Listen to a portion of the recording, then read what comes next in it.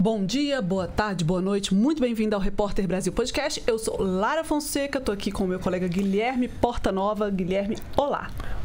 Olá. Olá para todos que estão com a gente. Olha, dia importantíssimo, dia histórico. E hoje, normalmente a gente não gosta de falar o dia, né? Porque o dia... Mas hoje merece. Parece que deixa depois o programa velho para quem assiste depois. Bobagem, se o conteúdo é bom, nosso caso aqui, não tem problema nenhum, a gente pode até falar. Dia importante porque hoje começou o julgamento, vamos dizer assim, começou o último capítulo de uma história de construção de um golpe de Estado. A Portanova, você está dizendo isso? Não. Polícia Federal juntou elementos, isso foi para a Procuradoria-Geral da República, também conhecida como Ministério Público, vamos deixar mais claro. Houve a denúncia, o grupo denunciado está agora em julgamento. Hoje foi o primeiro dia, estamos falando 2 de setembro, essa gravação, o primeiro dia desse julgamento do Núcleo 1 da tentativa de golpe, que é o grupo que envolve as maiores autoridades do governo Bolsonaro. Grupo que é tido mesmo como cabeça, né, dessa tentativa mesmo de golpe. Mas não é a gente que vai falar sobre esse assunto, né? Também temos análise, além dos fatos que nós vamos mencionar aqui, temos análise conosco aqui no estúdio do RB Podcast, que chega a você através das redes, da Rede Nacional de Comunicação Pública, dezenas e dezenas de emissoras, e também pelo YouTube. Então você pode comentar, pode interagir com a gente, tudo certo, tamo junto. De novo, o pessoal lá, Portanova, não entendo nada de judiciário, não tô entendendo nada. Ele no Zap, que não tem grau de recurso porque o processo começa no tal de Supremo, o tal de STF. Calma, vamos explicar. Dá a mão aqui, vamos junto. Max Telesca, advogado muito experiente nessa questão de tribunais superiores. Muito obrigado por conversar com a gente. Vamos começar a fatiar esse churrasco, como diz na nossa terra. Fatiar o churrasco como diz na nossa terra, tentando fazer uma homenagem lá ao Max. Mas vamos lá. Julgamento começou, essa parte final do julgamento agora, começa já com as apresentações de defesas e tudo que aconteceu na primeira sessão. Mas essa questão do grau de recurso, ação que começa no STF, tem ou não tem grau de recurso? Muito boa noite. Bom dia e boa tarde, né? Então, eu consegui corrigir aqui na hora. Para todos os gostos. Para todos os gostos. Afinal de contas, é um podcast. Quem vai estar nos olhando, nos assistindo, vai ver, depende da hora. Eu fico feliz de estar aqui com a Lara, com você, Portanova. Valeu. Vamos lá, então. A pergunta é... isso é o seguinte. Está no Supremo, pode recorrer ou não, é isso? Isso. Né? Tá. Primeiramente, antes de falar sobre isso, o paradoxo do foro privilegiado, que é aquilo que a gente chama de foro privilegiado, o nome técnico é foro por prerrogativa de função. Antigamente, era muito bom. Por quê? Por que era muito bom? Para o réu. Porque os processos no Supremo Tribunal Federal costumavam andar mais devagar. Nós não tínhamos a tecnologia que hoje temos, não tínhamos o foco muito grande no Supremo Tribunal Federal politicamente. Então, assim, digamos assim, havia uma ambiência onde os políticos gostavam mais de ir para o Supremo Tribunal Federal e ficar lá no Supremo Tribunal Federal, fazendo as suas defesas, e às vezes acontecia de alguns processos prescreverem. Isso foi mudando com o tempo. Então, para quem começa na primeira instância um processo, você vai subindo uma escadinha. Sim. Você está no primeiro grau, você vai para o segundo grau, depois você vai para o STJ e ainda tem o Supremo. Porque a gente tem no Brasil 2 graus de jurisdição ordinária, o primeiro e o segundo grau. Depois tem aquilo que a gente chama, tecnicamente, que não é muito conhecido, de jurisdição extraordinária, grau extraordinário, e tem ainda o Supremo Tribunal Federal, que às vezes funciona como um tribunal também. Então são 4 pilares. Imagina quem quer uma prescrição. Sim. Ele começa lá embaixo, não é muito melhor? Claro, vai demorar muito mais. Porque essa pessoa esse processo passou pelo juiz, foi para o desembargador, foi recorrer ao STJ, por exemplo, ao Superior Tribunal de Justiça, e se a causa afetar algum ponto, um direito, uma proteção constitucional, né? Estão atingindo a minha dignidade, sei lá. Pode ir para o Supremo. Aí vai para o Supremo. Então, veja que antigamente o foro por prerrogativa de função era tido como quase como um sinônimo de impunidade. Hoje, o Supremo Tribunal Federal, os tribunais julgam com mais celeridade e por isso, então, o que está acontecendo no Congresso Nacional?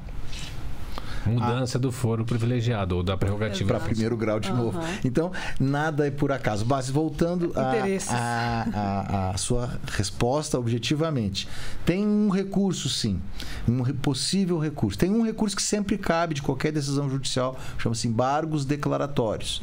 Qualquer decisão judicial cabe embargo declaratório para sanar dúvidas, obscuridades, contradições. Os advogados, num acórdão que vai ter, sei lá, centenas de páginas, eles vão conseguir achar aquilo que eles vão dizer que é uma obscuridade. Nós, advogados, fazemos isso. Uma contradição, então tem 2 dias para entrar com um recurso chamado embargos declaratórios. Qual é a chance disso vingar? Muito pequena. 0. Perto de 0. Muito difícil, né? Porque os recursos de embargo de declaração são recursos normalmente não conseguem virar um jogo. Mas existe um outro recurso, sim. Esse recurso são os embargos infringentes. Como é que funcionam os embargos infringentes? O Supremo Tribunal Federal tem 2 turmas de 5 em plenário com 11. No julgamento do mensalão, fiz parte desse julgamento histórico também, então nós temos 2 julgamentos. Na época trabalhei como advogado, agora estou aqui com vocês ajudando na comunicação desse julgamento, desse novo julgamento histórico importantíssimo para a República Brasileira, que é o julgamento da tentativa de golpe de Estado, dia 8 de janeiro de 2023, enfim, aquilo que você resumiu muito bem aí no início. Lá, naquele julgamento do mensalão, 4 votos divergentes fazem uma possibilidade, dão a possibilidade da defesa ingressar com embargos infringentes. 4 votos divergentes. O que isso quer dizer? Eu tenho 7 ministros que votaram pela absolvição, 4 pela condenação ou o contrário. Eu consigo, com essas 4 cartas, dizer, tem possibilidade de entrar com embargos infringentes e aí rejulga-se a questão. Mas você vai me perguntar, mas na turma não é assim. Porque são 5. São só 5. E não tem regramento também escrito no regimento interno do Supremo Tribunal Federal, porque houve uma mudança regimental e essa mudança regimental fez com que as turmas, inclusive muito criticada, porque até com legitimidade a crítica, porque um julgamento desses não era para estar no plenário do Supremo Tribunal Federal, é um ex-presidente da República, enfim. Mas o fato é que não está sendo lá porque o regimento interno mudou e agora as ações penais originárias, salvo algumas poucas exceções, como o presidente da República, sim, pode ainda, ministro de Estado, é julgado no plenário. Agora, os outros que eram julgados antigamente, agora não, são julgados na turma. E aí, 5 votos, você vai ter 1 voto divergente. Um voto divergente não faz um embargo infringente. Mas, de qualquer maneira, há a possibilidade de recorrer ao pleno. Se tiver 2 votos divergentes de mérito, ou seja, não pode ser questão de pena, tem que ser mérito. Mérito. Não pode ser divergência pelo tamanho da pena aplicada em caso de condenação. Não. E sim, 1 condenou, 3 condenaram, 2 absolveram. Aí vai o embargo infringente para o plenário. Aí vai para o plenário. Só que aí você vai me perguntar, mas aonde é que está escrito isso? Não está escrito no regimento. É um voto do ministro Celso de Mello, no caso do governador Paulo Maluf, ex-governador, que coisa, estabeleceu um precedente jurisprudencial que norteia os embargos infringentes em turma. Eu tenho certeza absoluta, que você que está assistindo essa nossa conversa pode ter assistido várias conversas, vários programas falando sobre o julgamento dessa tentativa de golpe. E em nenhum você deu um mergulho tão fundo nesse início aqui de conversa na questão de recurso ou não recurso, tá? Então, continua com a gente. Espero que tenha sido claro, porque é difícil essa questão. Não, claríssimo. Não, uma aula na primeira resposta. Então, já. é uma tacada violenta já. Aqui o negócio é esse. Mas vamos lá. Vamos lá, Max. Bom, você falou em julgamento histórico e foi a expressão que a gente escutou hoje o dia inteiro. Realmente é um julgamento histórico. Um ex-presidente da República sendo julgado por tentativa de golpe de Estado, e não só ele, né? Militares de patentes altas também participando, sendo julgados, agora estão lá no banco dos réus, e a gente vai saber em breve o resultado disso. Então, qual é a mensagem que esse julgamento passa para o Brasil? Inédito nesse sentido. Eu até estava fazendo uma tentativa assim de estudar hoje à tarde sobre se havia... Todo mundo está falando na imprensa e dizendo assim, olha, nunca houve um presidente da República, um ex-presidente da República julgado por uma tentativa de golpe. Não houve mesmo, porque os militares não foram julgados pelo judiciário depois. Houve uma anistia. Isso. Os outros, a golpe de 1937, Getúlio Vargas não foi julgado pelo Estado Novo. Você tem... em 1937, houve a tentativa intentona comunista. Isso. Esses foram julgados. Inclusive a Olga Benário Isso. foi extraditada. Exato. Mas era uma questão menor, não foi uma tentativa, muito mais serviu como um pretexto para o Getúlio dar um autogolpe. 1930, que a gente chama de Revolução de 30, eu continuo e vou continuar a chamar de Revolução de 30, mas houve uma deposição. Não houve julgamento de Getúlio Vargas. Então nós temos... E a própria República Federativa do Brasil foi um golpe de Estado. Ninguém foi julgado. Então não há julgamento no Poder Judiciário de tentativas ou golpes de Estado na história do Brasil. Por isso que esse julgamento ele é importante de uma maneira muito importante. Ele é superlativamente importante. Porque na Argentina houve julgamento. No Uruguai houve julgamento. No Chile houve julgamento. E aqui nós não tivemos julgamento. Então, assim, eu acho que assim, o Alexandre de Moraes hoje, no voto dele, ele fala, antecipa ali no relatório, eu até chamei de voto, mas é o relatório, e até porque devo ter chamado de voto, porque ele justamente... Ele desenha o quadro do voto futuro. Houve crítica sobre isso, talvez não tivesse que ter antecipado, enfim, mas o fato ele fala que não há pacificação com anistia, justamente porque nós vamos continuar cometendo os mesmos erros do passado. Por que Brasil é um país que continua rompendo com o Estado Democrático de Direito a todo momento? Por quê? Porque a gente não pune quem tenta fazê-lo. Então, é um julgamento histórico e mais para o Brasil e para as democracias ocidentais. O Brasil saiu na capa da The Economist semana passada. Financial Times dizendo que o Brasil ensina a América sobre como resolver esse tipo de questão. Então, eu acho que nós estamos, de fato, diante de um julgamento que, inequivocamente, sem nenhum tipo de exagero, ele é um fato histórico no Brasil e no mundo. Isso passa uma mensagem forte não só aqui dentro, né? É para o mundo inteiro também. E também uma mensagem de algum nível de amadurecimento dos processos, das instituições, né? Eu costumo dizer o seguinte, isso eu já falei, se a gente destrói as instituições, criticar, discutir, ok, isso aí é do processo, mas se a gente destrói, liquefaz a estrutura de uma instituição, depois a gente vai precisar de uma instituição para nos defender ou para estruturar uma organização social complexa como é a brasileira, e aí vai ter o que lá? Vai ter aquilo mais. Né? Então, é um processo todo acumulado de ataques e aí eu não estou falando do questionamento de decisão A, de decisão B, questionamento de, eventualmente, o judiciário, por exemplo, é um espaço contraditório. Está aí, o dia a dia do processo está aí para mostrar.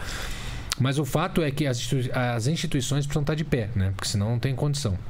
Agora, vamos lá, vamos falar do que aconteceu em termos de defesas. A gente tem um personagem nesse processo nem todos se defenderam, a gente está falando do primeiro dia do julgamento, mas existe um personagem que é Mauro Cid, e ele tem uma condição diferente da dos outros, porque ele defende que houve um plano de golpe, uma estratégia montada e operada com fim num golpe de Estado, mas que ele, ao se posicionar como um delator, ele não participou, ele é como se ele não tivesse a mesma característica dentro desse processo dos demais que foram denunciados por ele, é isso?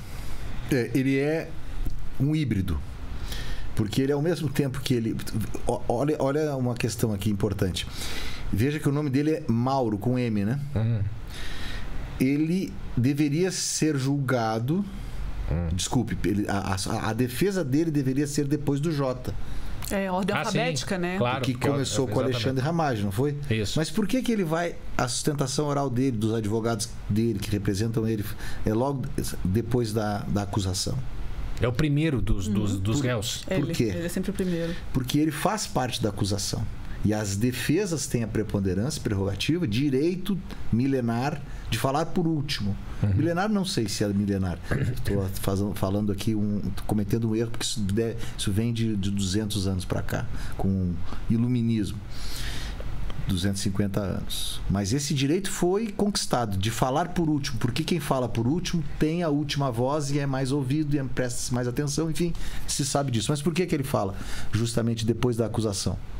Porque ele faz parte da acusação também. Então ele tem uma questão híbrida. Ele, ao mesmo tempo em que se defende, dizendo que não está participando, ele também é o colaborador premiado, que é uma peça fundamental, chave do processo. E ele tem que defender a delação. É aparentemente contraditório, mas é o trabalho que o colega lá, os dois colegas fizeram. Tanto que foram dois que fizeram. Um defende a delação, o outro defende a não participação. É estranho?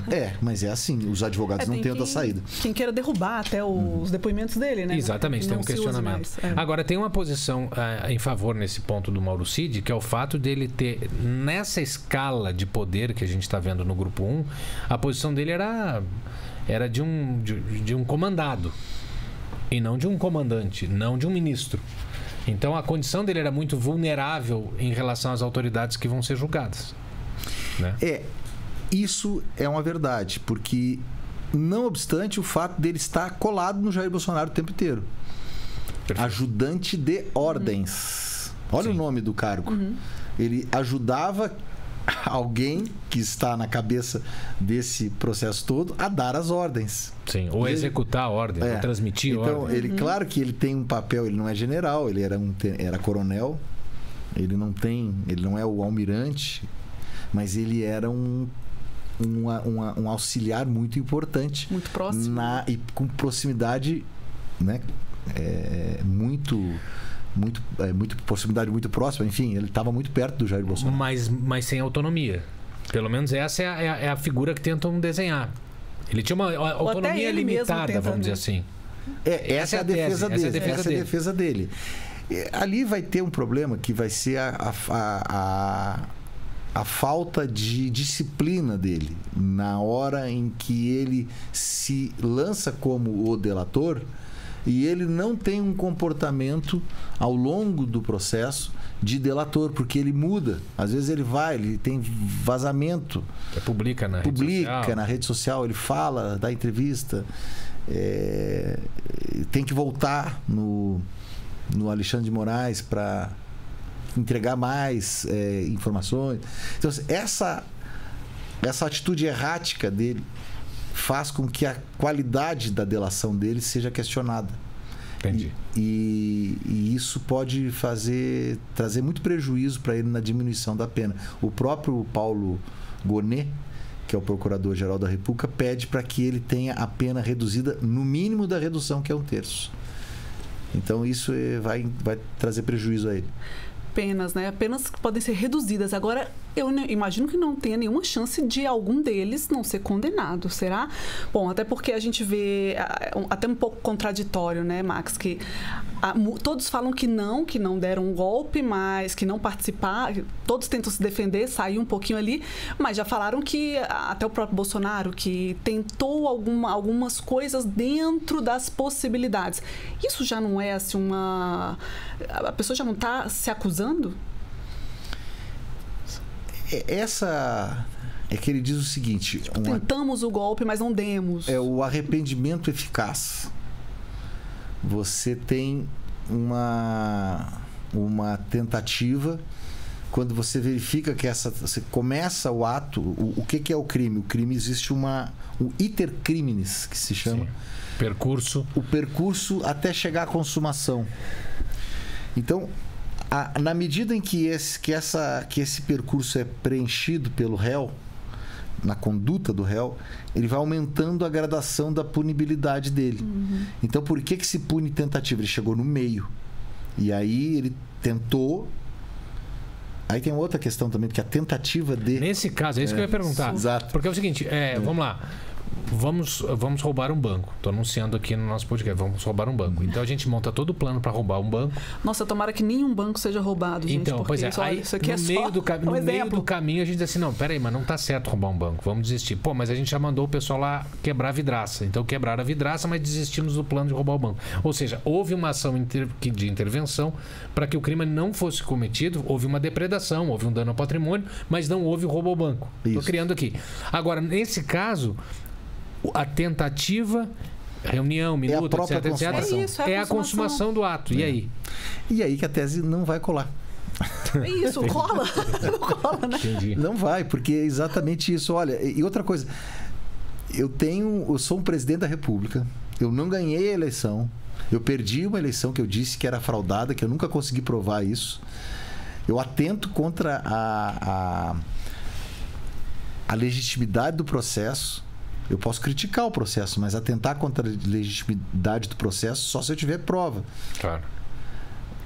Eu faço o tempo todo uma falação, para usar uma expressão antiga, contra o procedimento democrático, o processo democrático, e aí eu começo a olhar, eu perco a eleição e eu começo a dizer, o que eu posso fazer aqui? Eu posso dar decretar o estado de sítio, decretar o estado de defesa, eu posso... É o que ele está dizendo, olha, eu verifiquei tantas e tantas coisas que eu poderia fazer dentro daquilo que ele chama de 4 linhas. Mas o fato dele verificar... Já tem alguma coisa errada aí. Mas... Porque ele não tinha legitimidade para que verificasse. Mas tem outro detalhe aí também, que é o seguinte, o verificar. Se eu for lá o Adil Lamego, com seu direito constitucional, que é desse tamanho... Eu posso verificar, vou lá e vou ler. Professor, vou lá, começo a folhear o Adil Lamego para ver se tem alguma margem para manobra para implementar o que eu quero. Isso é um verificar. Mas tem um outro verificar que é o seguinte: eu reúno ministros no Palácio,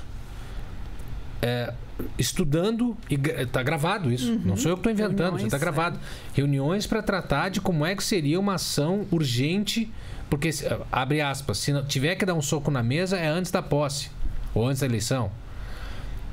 Então, quer dizer, esse verificar é diferente do verificar que eu fui para o livro lá ver que hipóteses existem na Constituição que podem dar margem para uma tentativa minha. Tem uma elasticidade nesse verificar que pode ser que é aí que eu acho que mora o perigo de dizer assim, foi só uma verificação. A tese é a verificação, só que não é uma pessoa qualquer que está verificando. É o presidente da República em conjunto com o Estado-Maior das Forças Armadas. Pois é, então. Então, é o que fala o Paulo Gonet. Disse, olha, na medida em que há o pedido de... Né, já temos uma tentativa de golpe em curso. Porque o tipo penal é tentativa de abolição do Estado... tentativa de abolição violenta do Estado Democrático. Na verdade é assim, tentativa de golpe de Estado. Certo. Tentou, já é o crime tentado já é o consumado. Sim, aquela história, porque se ele é consumado, não tem crime, porque foi abolida a Constituição, foi desmanchada a Constituição. Ninguém estaria sendo julgado. Exatamente. Então, se tentou, já é a consumação. Então, por isso que a tese de defensiva do Bolsonaro, no meu entendimento, ela é fraca. Porque ela não consegue superar o tipo penal da tentativa. Porque a tentativa é a própria consumação. Ou seja, ele vai dizer, não, mas até para tentar, você precisa chegar num determinado ponto. Então, essa é a medida do... Porque você tentou, com uma arma de brinquedo, matar alguém. Será que tem crime? Não tem. Porque você vai tentar matar alguém com uma arma de brinquedo, você não está... Impossível. É impossível. Bom... Mas houve uma série de mensagens, vídeos, estímulo, o pessoal que estava nos acampamentos. Aí é uma coisa chamada prova indiciária. Existe uma série de evidências. Existe um contexto. Existe uma ambiência. Existem fatos concretos que antecederam. Por exemplo, a queima dos carros que aconteceram no dia em dezembro, na diplomação. Na diplomação do Lula. Começou até antes, né? 2021, naquela live, que ele já começou ali a desacreditar as urnas. A fatídica lá. Você vem com o caminhão lá que tinha uma bomba explosiva no aeroporto. Então não é uma coisa que é isolada. Não se pode tirar dentro do contexto um fato, isolá-lo e dizer não, isso aqui não faz parte. Faz parte, sim. Tanto faz parte que ele próprio falava. Dentro olha, calmem aí que ainda vamos ter uma saída. Então não é só o manual de direito constitucional do Odila Amigo. Tem todo um... Até eu acho que os colegas têm que fazer o trabalho deles, mas eu entendo que não vão processo conseguir. difícil. Esse julgamento não chegou até aqui do nada, né? A gente já teve, além das reuniões que você citou, né, Guilherme, teve minuta do golpe encontrada, né? Teve muita conversa ainda depois disso tudo, né? Desacreditando urna e ainda um plano de assassinato de autoridades, presidente, vice-presidente. É uma bola que não tem fim, parece, né? Uma bola de neve. É muita coisa, um contexto todo no sentido de dar um golpe de Estado. Aí o 8 de janeiro não tem nada a ver com... Claro que tem a ver com... Mas assim, aí essa história do plano de assassinar autoridades, aí ninguém é o autor disso. Porque uma coisa que me chamou a atenção nesse primeiro dia foi o seguinte, e isso a gente já vinha falando de outros momentos, já vinha observando. A maior parte das defesas não nega a existência de um plano de golpe de Estado. Acho que um advogado falou, mas entre os demais, ninguém chegou a dizer assim, olha, não houve um plano de golpe de Estado, isso é uma criação, isso é uma fantasia. Isso está correndo muito em rede social.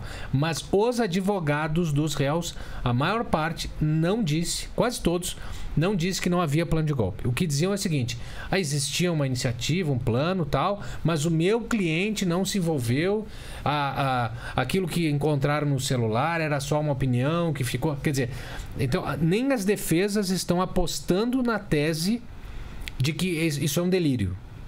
Certo? E isso também é um sintoma importante. Como estratégia de defesa, a história de apostar que não tinha tentativa de golpe não está sendo uma tese viável para as defesas. Porque sabem que o Supremo não vai aceitar essa tese. Então é mais producente você jogar a energia da sua defesa em algo que pode ter alguma viabilidade. Como, por exemplo, as teses das sobreposições. Será que o crime de tentativa de golpe de Estado e abolição violenta do Estado Democrático de Direito os tipos penais não são muito semelhantes e um se sobrepõe ao outro? Sim, entendi. A questão do dano. Então, em vez de somar as penas, uma absorveria a outra. Isso. A questão do dano. O dano ao patrimônio público e o dano ao patrimônio tombado não é a mesma coisa? Sim. Eu estou fazendo aqui uma generalização, né? Mas essa é uma discussão importante e que isso vai avançar nessa conversa. O tamanho do defeito, da nulidade, da delação do Mauro Cid. Então, como o advogado tem 1 hora só para trabalhar ali, ele vai elencar, ele vai trabalhar naquilo que é mais viável para que ele consiga ter alguma produtividade no trabalho dele. Então, ele não vai conseguir convencer os ministros de que não houve uma tentativa, até porque aquele lugar ali foi atacado. Foi destruído. Foi destruído de uma maneira violentíssima, absurda na história desse país. Então, como é que ele vai querer? Então, dizer que não houve. Fica feio. Claro, até. Claro. Entendi. E a gente tem agora também muita pressão, tanto interna quanto externa, né? Sim. Pela anistia, né? Até com ameaças dos Estados Unidos, taxação do Brasil. Que impacta agora o início do julgamento? Essa relação pode piorar ainda, tanto a oposição aqui dentro, que pede anistia, quanto o Trump lá fora, ameaçando o Brasil? Olha, eu não lembro de ter visto uma coisa igual. Em 1964, eu não era nascido, mas houve o golpe de Estado no Brasil, apoiado pela Operação Brother Sun, que eram os navios de uma determinada... Era a Quinta Frota, acho que era. Frota, não lembro o nome. Dos Estados Unidos que estavam na nossa... Aliás, nós estamos agora aqui, né? Na Venezuela. Repetindo. Então, agora começa uma sanção internacional contra o Brasil.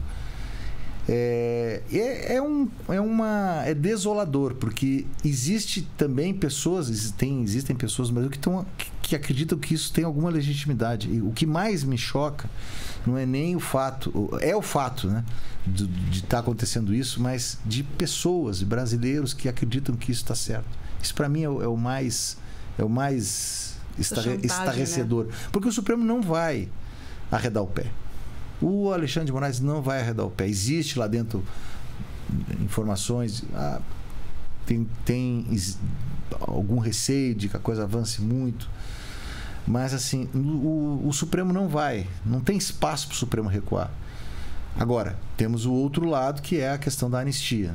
Então, o Bolsonaro hoje teve uma reunião com o Arthur Lira em casa, né? O Arthur Lira foi visitá-lo. Não é possível que esse assunto não tenha sido levado em consideração. Hoje tem a saída do Progressistas e do União Brasil. Do governo, da base. Não é entregando os cargos. Não é algo à toa também, não é uma mera coincidência. Tem isso também, tem isso na pauta. Não vai acabar hoje esse negócio. Claro. Bom, mas o podcast vai ter que acabar hoje. A nossa edição vai ter que acabar hoje. Infelizmente, normalmente quando eu encontro com o Max e a gente começa a conversar, como teve um podcast há muito tempo, a conversa é longe, sempre foi. Mas voltará, a gente vai conversar outras vezes. Essa foi só o primeiro movimento nessa fase final de julgamento, e claro que você vai acompanhar tudo na TV Brasil, tudo também nos nossos canais, redes sociais, com todas as informações. Com certeza, cada passo, né? Aqui a gente já tem esse espaço para aprofundar, mas todos os dias o Repórter Brasil vai trazer também a atualização de tudo que está acontecendo, né? Lá na TV Brasil, para que você que está nos assistindo pelas emissoras da Rede Nacional de Comunicação Pública, você que está assistindo pelo YouTube, comenta aqui. Judiciário é complicado de entender, às vezes tramitação dos processos e como é que se dá o julgamento, mas você pode comentar, também pode espalhar aí esse conteúdo que é bacana e ajuda também a entender um pouco do que está acontecendo. Informação importante, então, se você conhece alguém que está meio perdido, não está entendendo ainda o que está acontecendo, quais são os próximos passos, já encaminha, curte também, deixa um comentário aí, deixa uma pergunta, de repente a gente consegue responder, se não aqui no Repórter Brasil ou até mesmo no próprio YouTube. Valeu, gente. Obrigado, Max. Eu que agradeço. Obrigada. Valeu. Grande honra estar aqui com vocês. Feliz de estar aqui no estúdio aqui do Repórter Brasil. E da Voz do Brasil. Eu ia falar Voz do Brasil. Pode falar, não tem problema. O estúdio da Voz também. Valeu. Gente da rede, gente das redes sociais do YouTube. Tchau, tchau. Até a próxima. Muito obrigado. Tchau. Obrigada pela sua companhia. Até a próxima.